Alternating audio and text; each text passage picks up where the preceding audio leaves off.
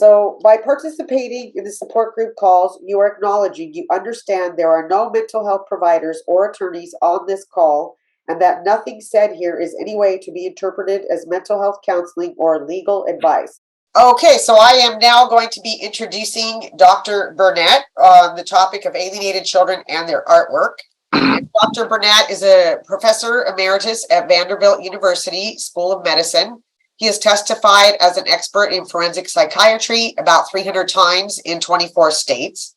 In 2007, Dr. Bernet and Judge Dawn R. Ash published Children of Divorce, a practical guide for parents, therapists, attorneys, and judges.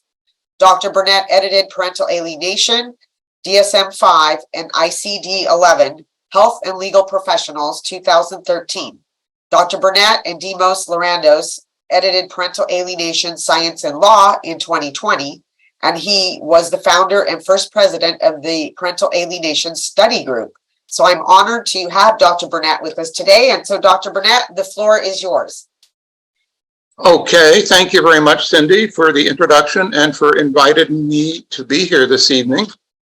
So as you can see, I want to say a few things about artwork that is done by alienated children or other children who have issues with their parents, actually. So there are several different examples of different kinds of children. So I think this artwork is really intriguing because it gives a window into the mind of children.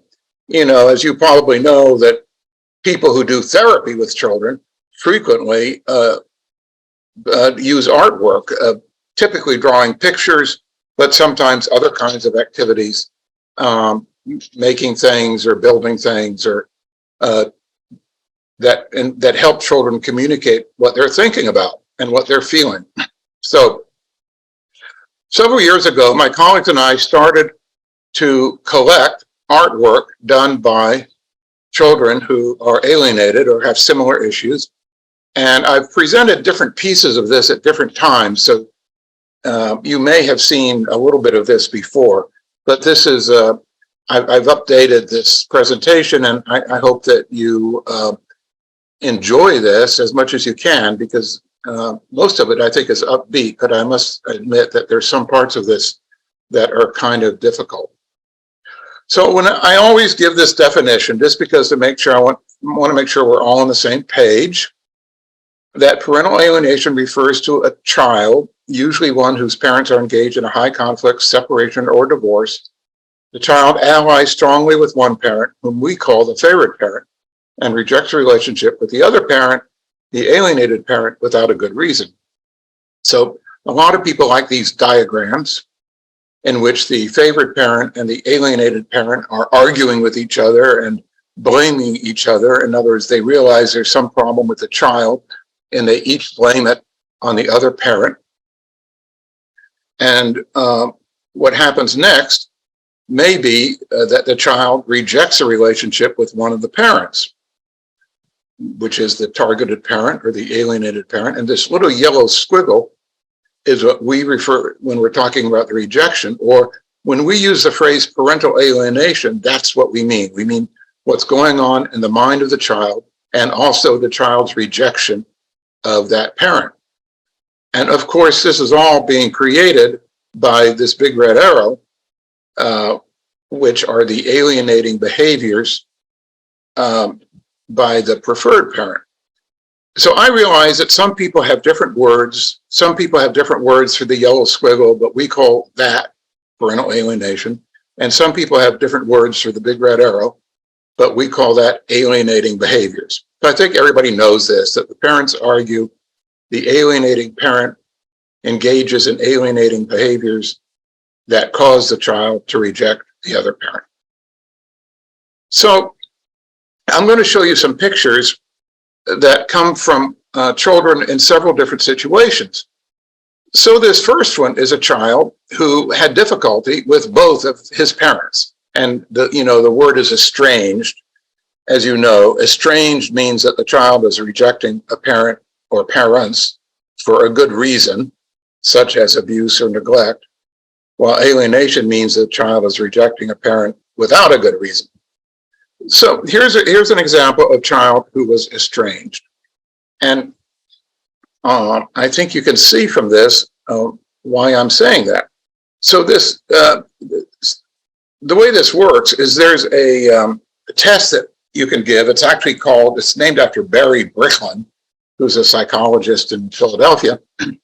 And you give the child a piece of paper that has this line drawing on it. See, that's the line drawing is, I say, this is your mother. This is a picture of your mother, you know, because it has like a skirt or a dress. And so the child understands that. And then you say, put yourself in this picture.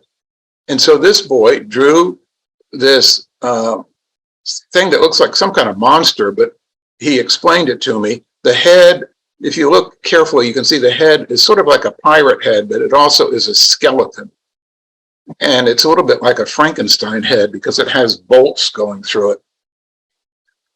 And the body, he told me, was a werewolf body that has been disposed of. Somebody penetrated the body like with a sword or with something. So this is obviously a really negative picture that he drew of himself in relationship with his mother. And frankly, I think the only way you can interpret this is that at the time, he did not like his mother or things that his mother was doing. So he did something similar with his dad. So in this case, you know, you give the child a piece of paper with a little stick drawing, and you say, this is your dad, put yourself in this picture. And he draws himself as a devil. This child was having a difficult time with both his mom and his dad, and it was so difficult that he ended up living elsewhere. He lived in foster homes and grew up, and I eventually heard from him a little while ago. So that was kind of a coincidence, because it's always kind of interesting to hear what eventually happens when these children grow up.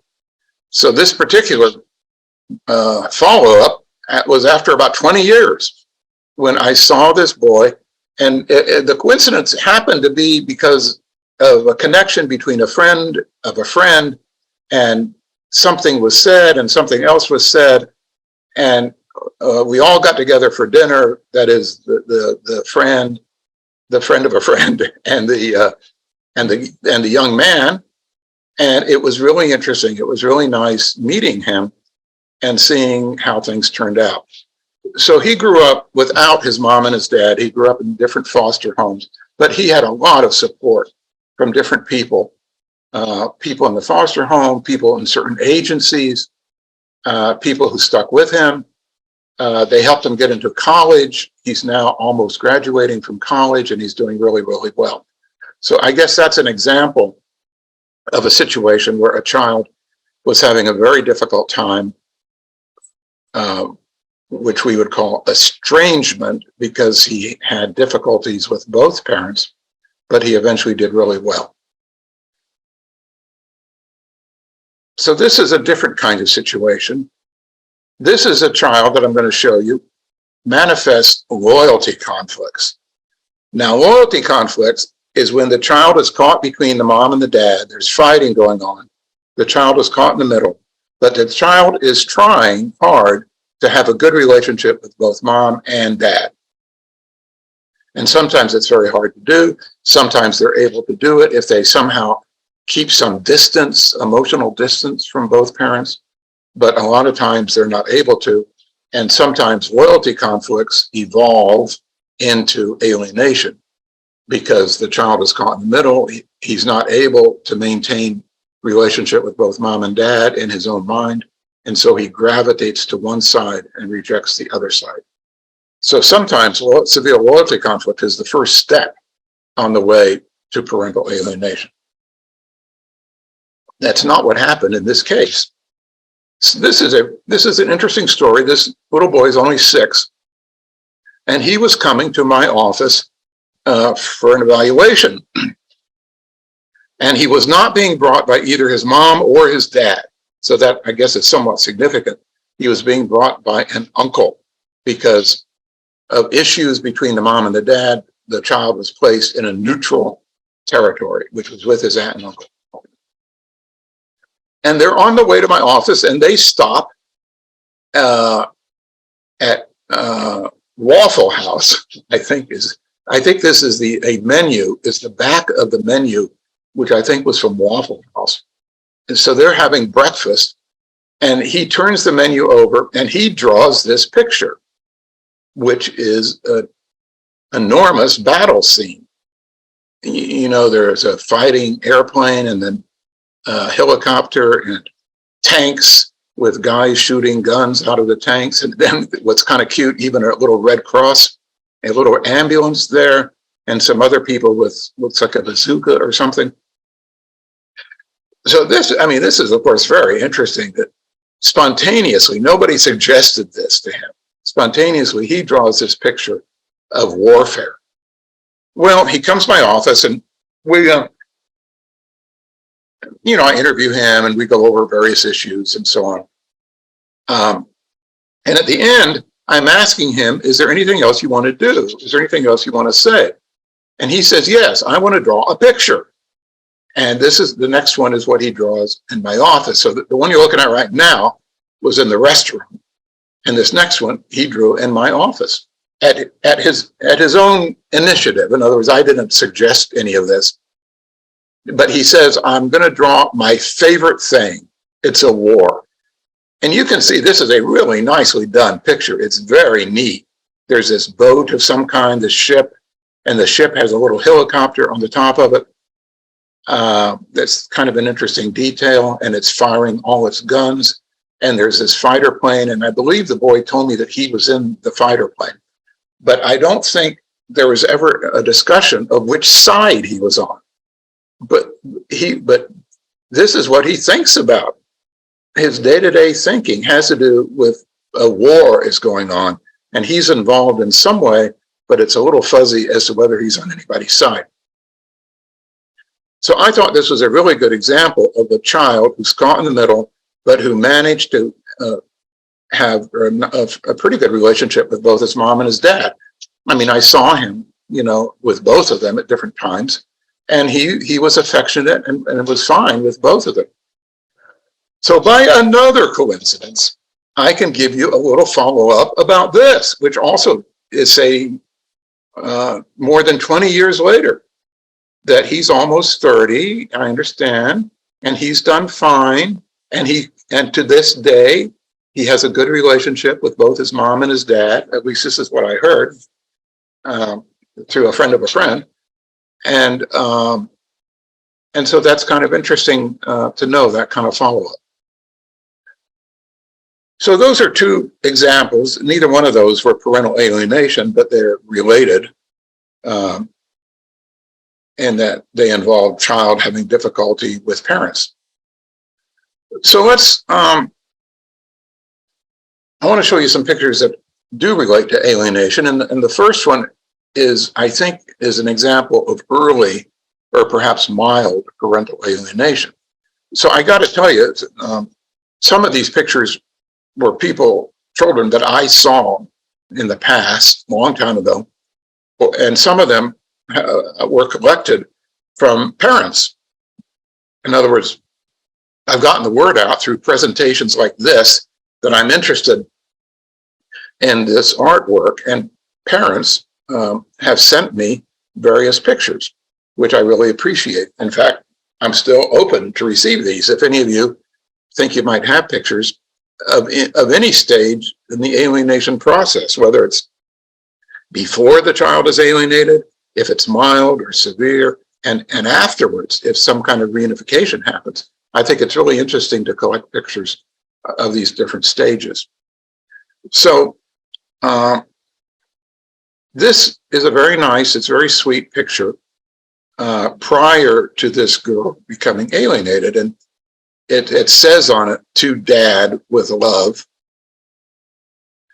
And then there's a really sweet picture of a child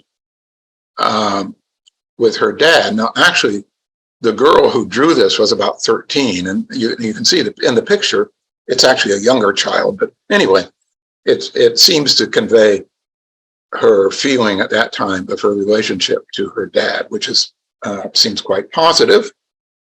And then I have another one of a couple of years later from the same girl.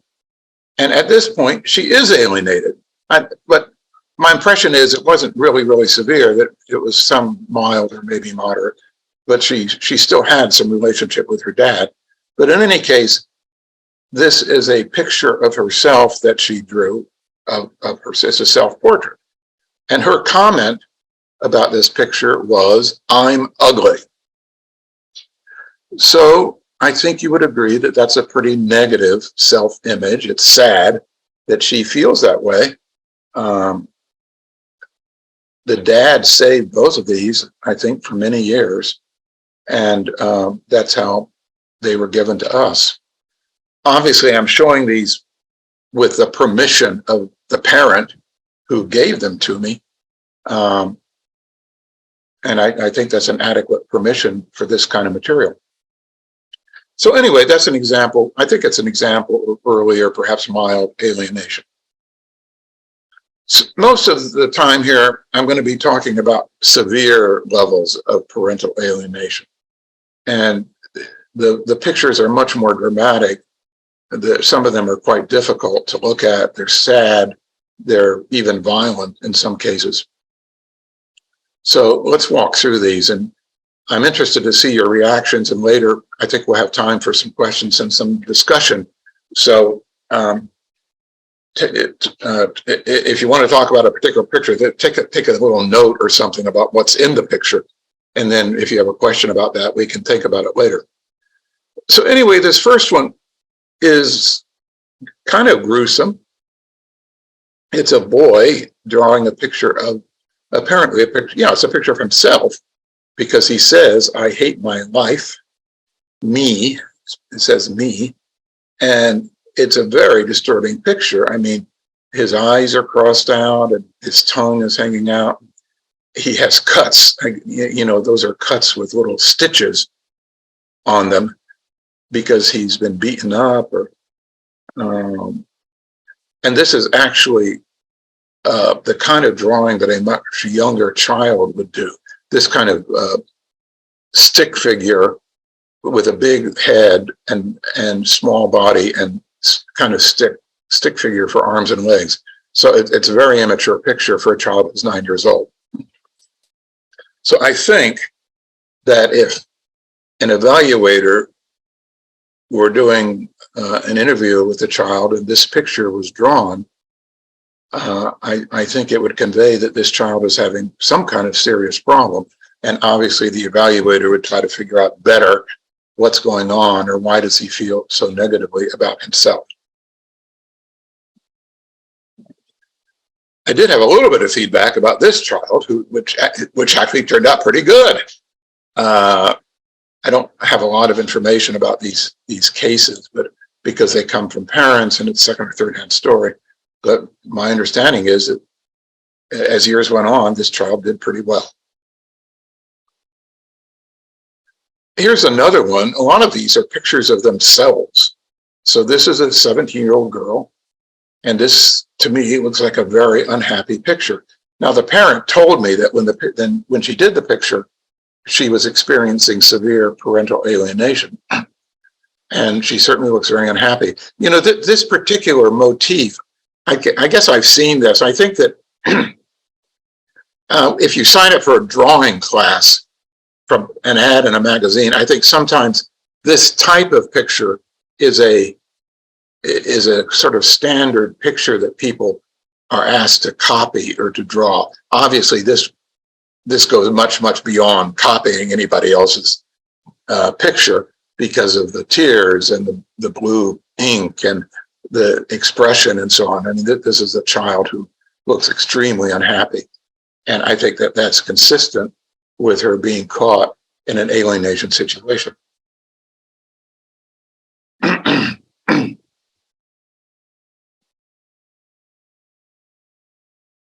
So this is another one. This is a 17-year-old girl, but a different one. And this particular picture was in an art show at her school. And in fact, I think that's how the alienated parent was able to see it.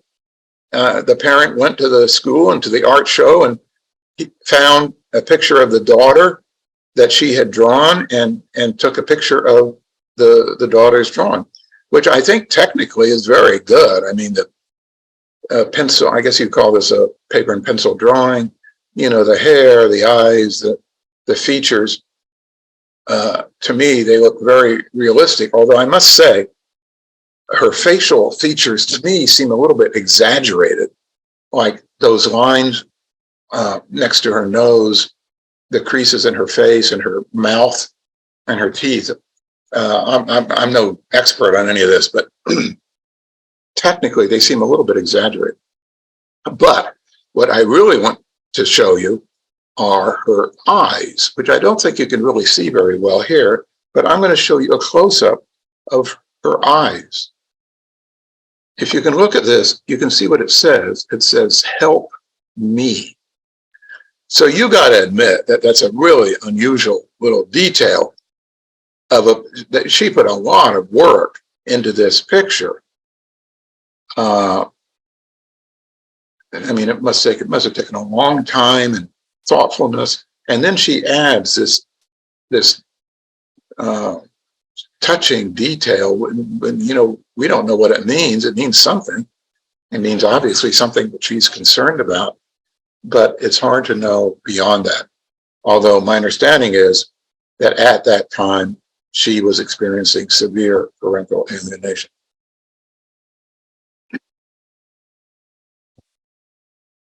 So those are some examples. And it is interesting that these children are frequently drawing pictures that involve themselves. And that's also true. Let's see, this next one is a good example. So here's this little girl who's 8. This is a very nice picture that she drew for her mother. So this, as you can see, it says, "I love you, Mom." So this is before the alienation ever happened. So this is kind of children draw these frequently. I think sometimes they're a class assignment. Sometimes I think they're done for Mother's Day, or maybe for a birthday, or maybe, or maybe just spontaneously. The child draws a picture of herself and puts in a nice sun and a nice heart and so on. And she says, "I love you, Mom." So that was before the problem started. Now, this next one is a little bit grim, but it is after she becomes alienated. And she sends these notes to her mother a couple of years later. "Go away, you don't belong in this world or house. No one has loved you. No one ever would or has loved you." So, that's so sad. And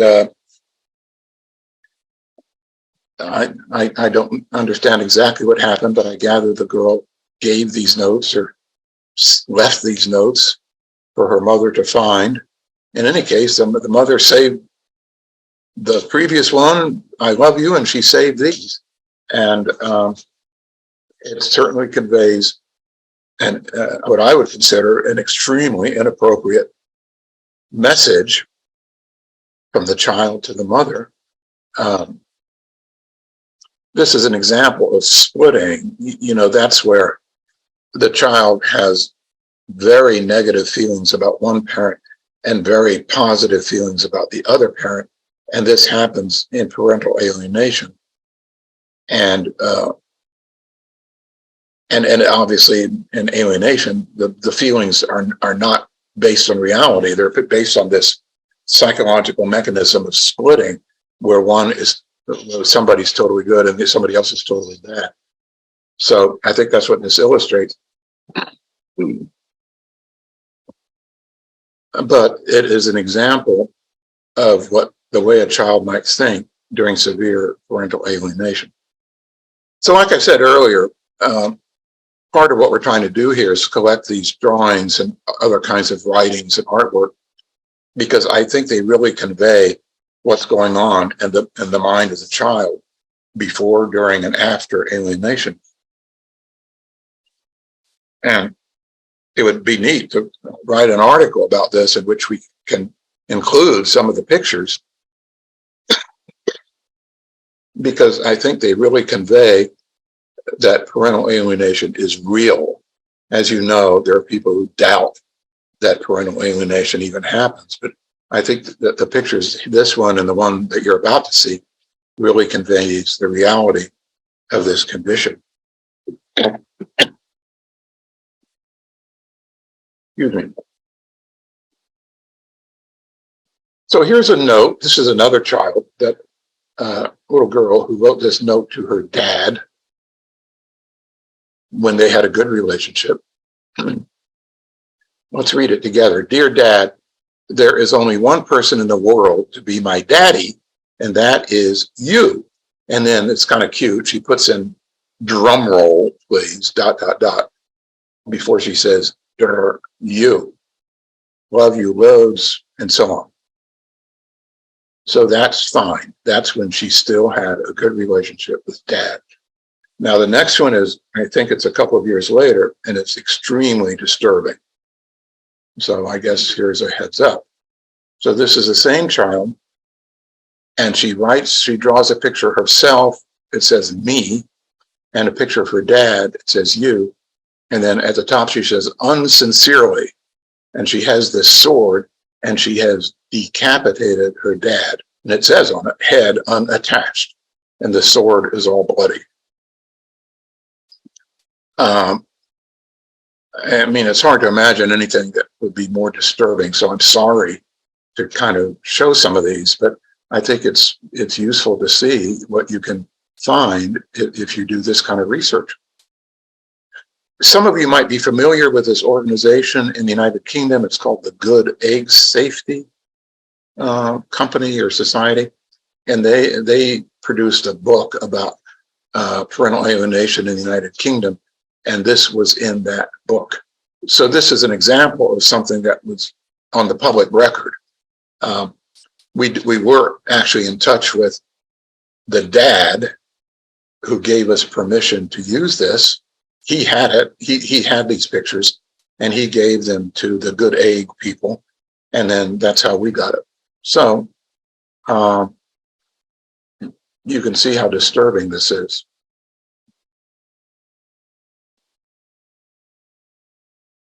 Here's another one that's somewhat similar. So it starts out, same kind of thing, starts out prior to the alienation, and the little girl is saying, to Daddy from me, I love you, and so on. So this is another one of these things that might be from Valentine's Day, or maybe it's from Father's birthday, or maybe it's just something spontaneous. But in any case, this is a very normal type drawing that a child might do for a parent. So it says here she was 7, and this next one is a couple of years later, she's 9, and I think this reflects early alienation, at least the information. In other words, you can't tell, when I say early or severe and so on, I'm not trying to say that you can tell that from the picture. What I have that type of information from the parent. In other words, the parent summarized the history of the child. And this drawing was done, and it sounds like it was during the early stages of alienation. And she says, I knew something horrible would be in my life. And this is another little self-portrait of a child who looks unhappy. So things got worse. This progressed to severe alienation. And the next occurred during that more severe time. I think she drew these. I think she had like a notebook or something, and you can see how the pages have lines. And I think it's the same notebook that is in the next picture. You can see that it's the same kind of notebook with lines and figures on it. So this girl writes this little story. And this is when she's severely alienated, which is pretty obvious from the story also. But let's go over this story together.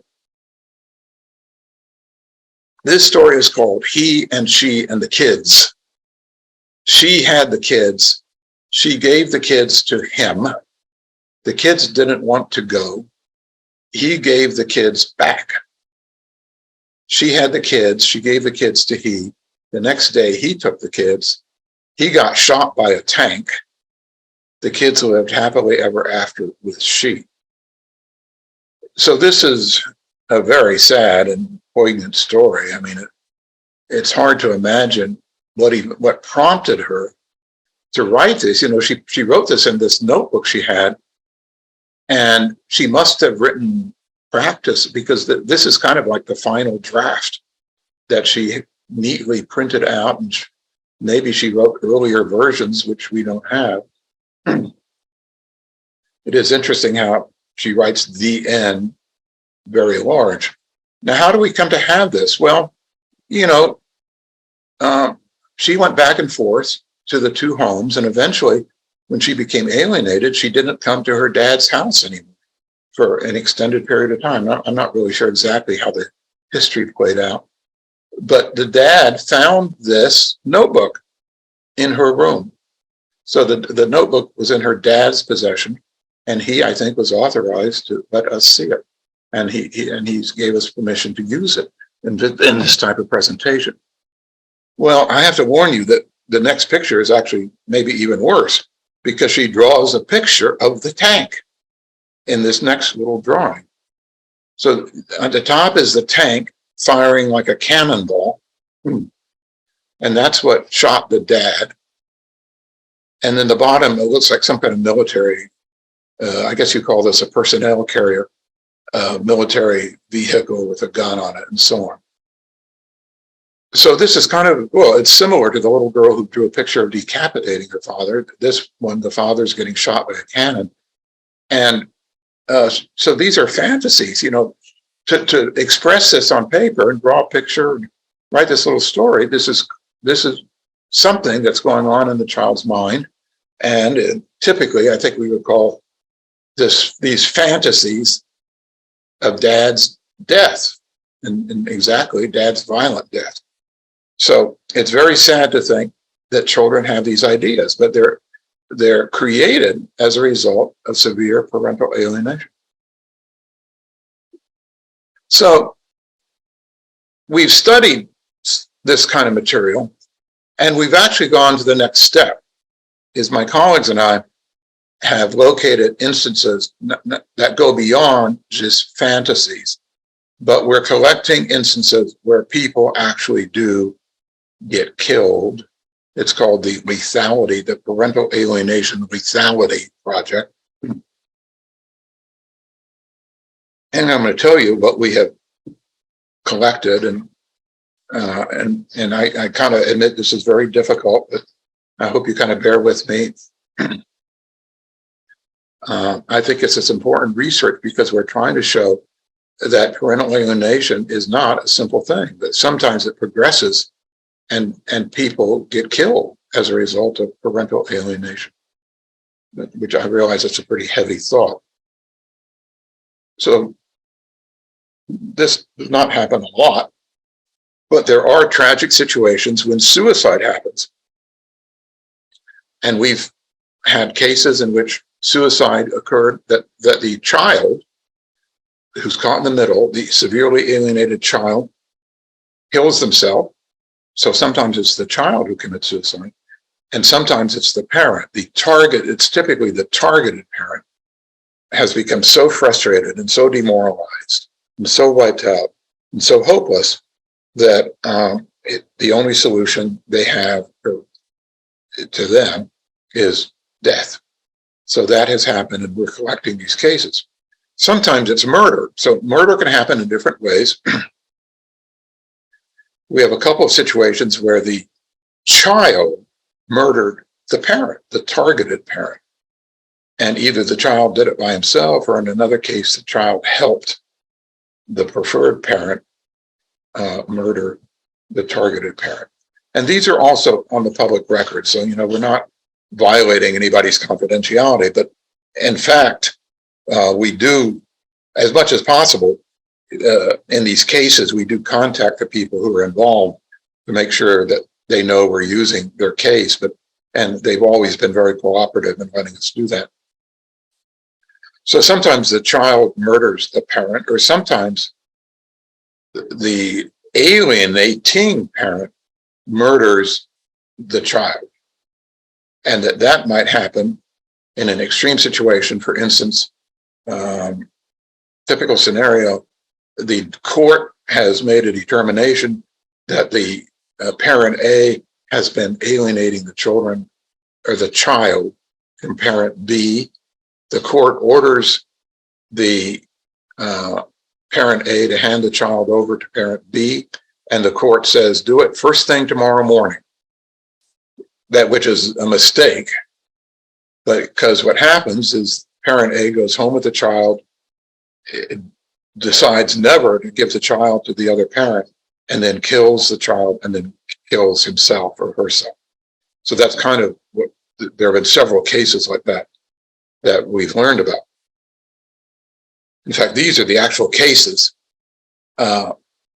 Dash Hart was a boy in Vancouver, Canada, who jumped off a bridge and killed himself.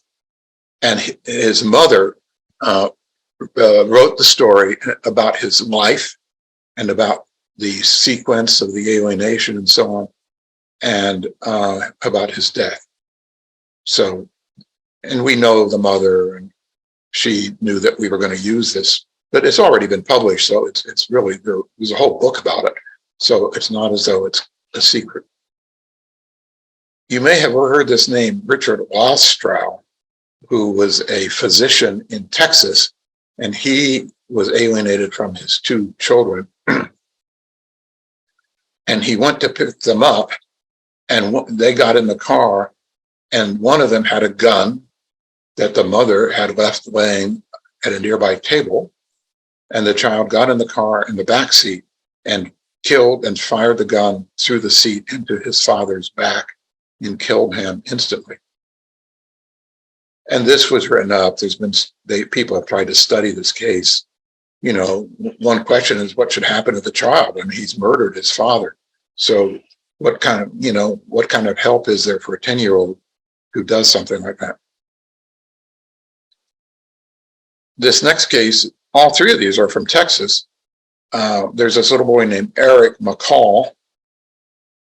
And this was a situation where I summarized a minute ago, where the mother was the alienating parent, and she was ordered to give the child to the dad the next morning. And in the meantime, she goes home and killed the child and killed herself. So her dad, the boy's dad, is a very brave person, and he wrote a book about his son called For the Love of Eric. And Mr. McCall is active in this organization, Parental Alienation Study Group. And in fact, we visited with him last weekend at our conference in Colorado. So there's one more scenario. The name of the mother was called Carrie Baker, and she was killed. She was the alienated mother, and she was killed by the alienating father in a case. So these are different variations on what might happen.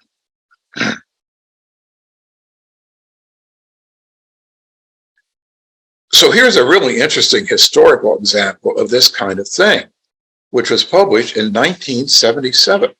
So what's interesting about it is that that was 8 years before Richard Gardner published his famous article about parental alienation syndrome. So it's a perfect example of parental alienation, but it wasn't called that. It was a situation where the mother was psychotic, and she conveyed her psychosis to this boy, and there's a name for that, which you're probably familiar with, called folie à deux.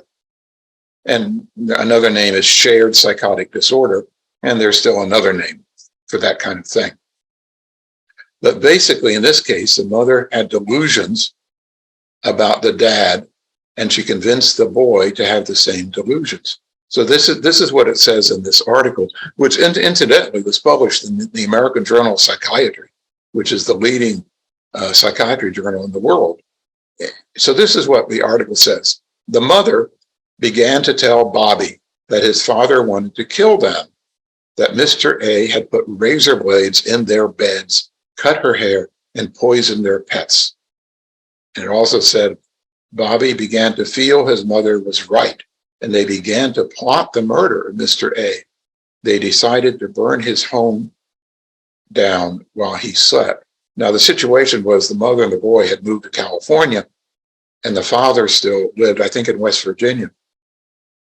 And so the boy, in the summer, the boy was sent by air, by himself, to go back to the dad's city in West Virginia and to live with him. And that night, this is what happened. Bobby flew alone across the country to his father's hometown and set his father's house ablaze that night.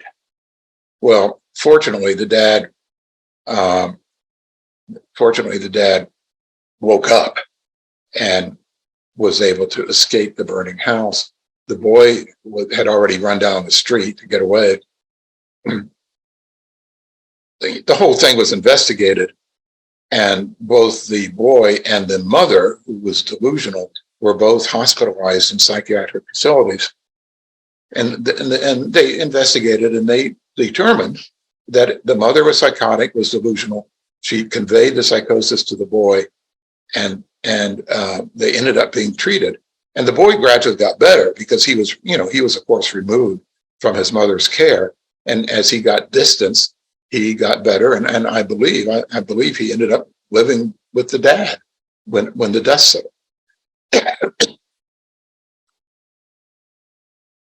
So those are several examples. And my colleagues and I have put this together into an article, which is called Parental Alienation, a Violent and Potentially Lethal Social and Psychological Phenomenon.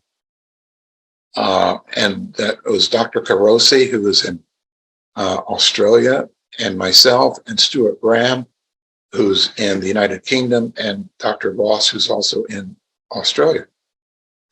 And this is this brand new journal that just came out a few weeks ago, the European Journal of Parental Alienation Practice.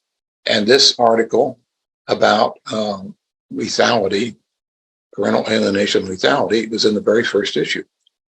And this is actually a whole other story, but this is a really important event that this journal has been created in Europe.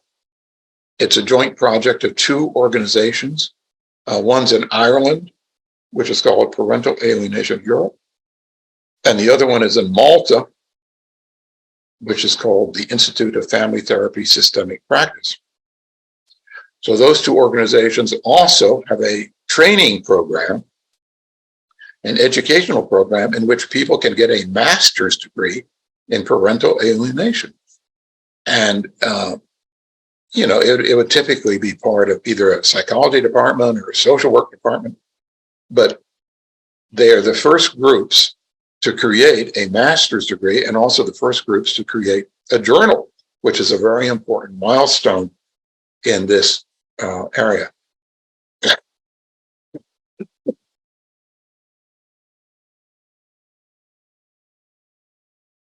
So I've been describing this very sad situation in which a person gets attacked or gets killed. And I realize that this is possible. This might have stirred up something in some of you, which I'm sad.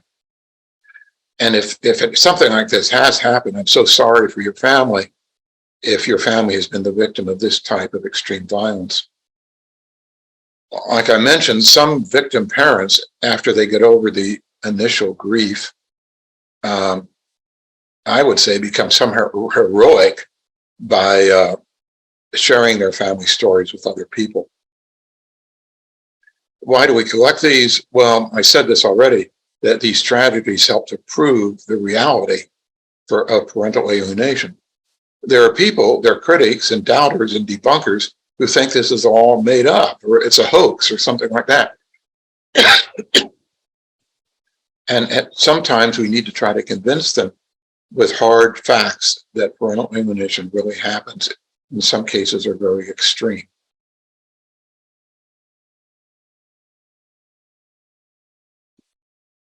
So I realize that some of these pictures are pretty difficult. I want to switch gears a little bit and show some pictures that are much happier.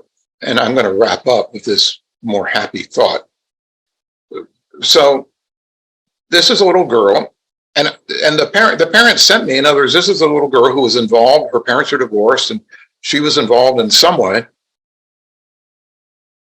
with their divorce. But at least at the time she drew this picture, she seems very well functioning. This is a very happy picture. It's the parents said that she won the contest for this picture. I think it's a cow and a bumblebee. So in any case, it's pretty sweet, and it's kind of nice, and it's a good example of a well done, healthy picture of a little girl. So here's another one by a little boy from France. Apparently, the actual assignment in school was to draw a picture of happiness. And he's on a sailboat. And at the top, it says, bonjour et bonheur, bonheur, which means hello and happiness. And then the boat has a name on it. I think this is a place where he and his dad went, and they rented a boat or something like that. I think that's what it says on the side of the boat. So anyway, that's a very detailed, nice, it certainly conveys a nice activity. It is sort of interesting that it shows what's under the water. For instance, that thing sticking down is the keel, or it might be a centerboard. These small sailboats have centerboards that you stick down that help the boat remain stable in the water. And it also, if you look in the back, it has a little motor, a little propeller. So he adds some details of what's happening underneath the water, which is kind of interesting. So here's one more picture that's pretty happy. This is a little girl who drew her family. And the picture is the mom, the dad, and the girl. Now, you might actually wonder, which one is the little girl? And I can tell you, because I know from discussing it with the artist, that the little girl is in the center in the purple dress, and her dad is on one side and her mom is on the other side, which is a pretty happy family. I think it's sort of neat how children, so she did this with some sort of paint or some kind of marker. And it's sort of interesting how little children, it's almost impressionistic that they draw something to convey, like the sky has the blue going back and forth, and the blue kind of swatches, but there's no attempt to color the sky in altogether. It's kind of neat. And the grass is the same way. So I think I'm just trying to close with a few kind of happy pictures. So we're happy to, if you want to participate in this in some way, like if you have artwork that you think we can use, send me a message at that address. It's my name, Wlliam.Bernet. VUMC stands for Vanderbilt University Medical Center, VUMC.org. So we welcome the pictures. And I mean, I mentioned these situations where violence happens and somebody gets injured or killed. If you happen to want to contribute to that part of this project, also get in touch with me. If you're interested in this organization, Parental Alienation Study Group, you can also go to that website. And, there are so many organizations that have an interest in parental alienation. And ISNAF is a wonderful organization, and PASG. These organizations have somewhat separate missions, and they certainly have separate activities. And ISNAF has these wonderful presentations and support activities. But anyway, if you're interested in this particular project, you might want to join the PASG organization. So here we are. Thank you for your attention. I welcome if there are comments or questions. I have a question regarding the 15-year-old girl who her picture was called "I'm Ugly," and was interesting to see her face in that. Half of her face was dark and half of it was light. And I'm just wondering if she was showing the parts of herself, the splitting, where she has the authentic self and then she has the split self, if she was even seeing that for her own self. I think that's a really good point. Lots of times, not just kids, but people who draw pictures that they convey something, and sometimes you can interpret them. I don't do it very much unless it's really obvious. I think the pictures, most of the ones I've showed you today, the message seems pretty obvious. And I think what Cindy just raised is really a good example. That's right. It's one side is light and one is dark. And she's sort of suggesting that there are two parts to herself that she's finding difficult to put together. Yep. And then in my own personal case, my son used to go on social media and post things like, I hate my life, I hate myself. And have you pursued any of that? And I know several parents with ISNAF have stated that, where children are out there communicating. And in my case, we tried to get the therapist to go on and read what was on there, but they just discarded it as, it's not anything important that they needed to consider. Oh, gee, I think I would have been really interested in what the child is saying. It seems like to me that if you're doing an evaluation or you're doing therapy, you should try to collect information in any way you can about what the child is trying to communicate. So you're right. Kids say all sorts of things on social media. So I think I'd be very interested to know what they're saying. But that would be a really interesting thing to have a sequence that goes all the way through before alienation, during, and afterwards. So if anybody has something like that, I'd be happy to see it. Okay, and there is a question here. Any studies or thoughts on using art as therapy for alienated children? Oh, sure. I think if you're doing therapy, I mean, especially younger children, use art as part of as part of psychotherapy, and it's a wonderful way to convey, for the child to convey, what do I think about my mom? What do I think about my dad? And it would progress over time. That's the only thing. The other thing that's interesting, presumably, if there's a family drawing, it progresses as time goes on. So sure.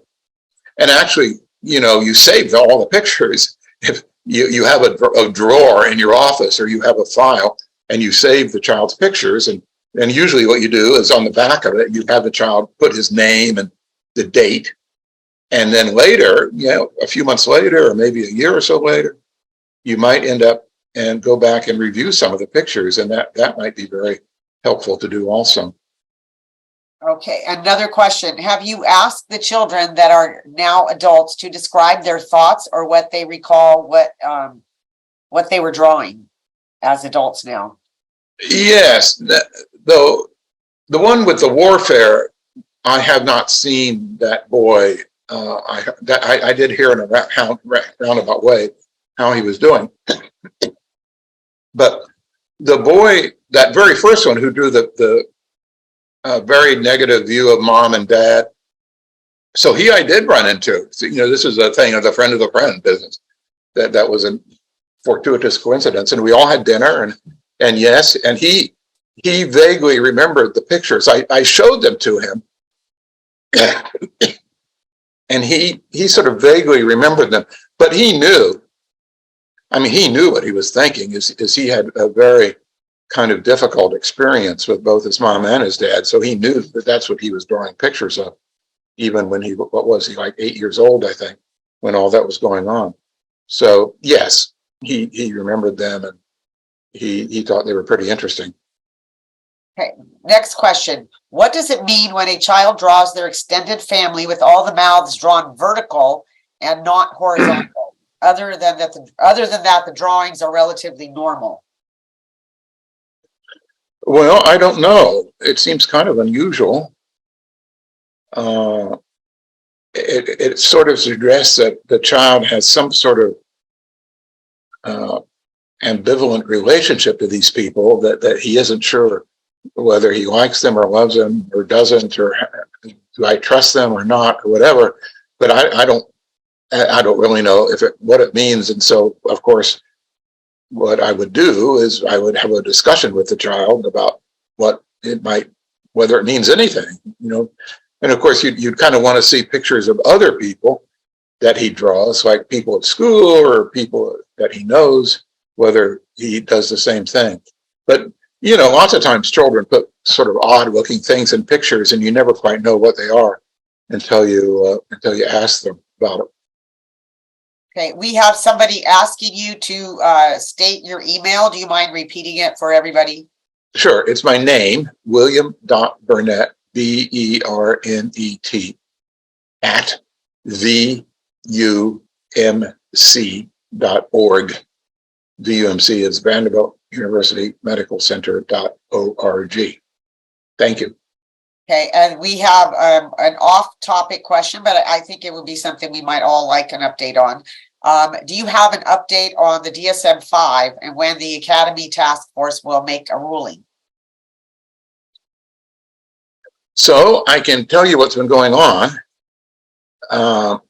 Amy Baker and I submitted our proposal back in November last year, and it goes to different committees. There's something called a steering committee that manages suggestions for revising DSM, and they got it, and then they gave it to the next committee, which is called the review committee, which is composed of child psychiatrists or people who might understand the particular topic that's being considered. And they got back to us and they said they did not like the proposal as we submitted it. So we revised it. They gave a few suggestions. Actually, one of the suggestions was they did not think that parental alienation should be a freestanding, separate entity, a separate diagnosis. These things are, there's a heading in DSM called relational problems. And the most common one is called parent-child relational problem, when there's difficulty between a child and one or both parents. There's another one called child affected by parental relationship distress, which is a diagnosis that we've written about. Another one is called sibling relational problem. And I think there are one or two others. So going way back, the DSM people have always told us that they didn't think that parental alienation should be a separate entity in the book. They said there are enough entities already. And they said, they've told us this 10 years ago, actually, that it really is simply an example of a diagnosis that's already under relational problems. And specifically, they said parental alienation is simply an example of parent-child relational problem. And it's also an example of child affected by parental relationship distress. And it's also an example of child psychological abuse. So we resubmitted our proposal and that along those lines. In other words, we previously were asking for parental alienation relational problem to be a separate entity. And now we're doing what we're doing now is much simpler. We're just suggesting that parental alienation can be mentioned explicitly as an example of parent-child relational problem. So that seems like a very simple change. I should tell you how we beefed up the proposal. Dr. Baker and I were the original authors. We added 2 authors, and their names are Dr. Nero, Wlliam Nero, and Dr. Womble.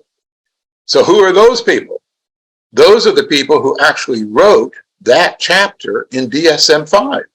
In other words, there's a chapter called Other Conditions, and parent-child relational problem is in that chapter. And Dr. Nero and Dr. Womble wrote that definition. They're the authors of that definition. And they are supporting us. They agreed with us that it would make sense to add parental alienation to that definition.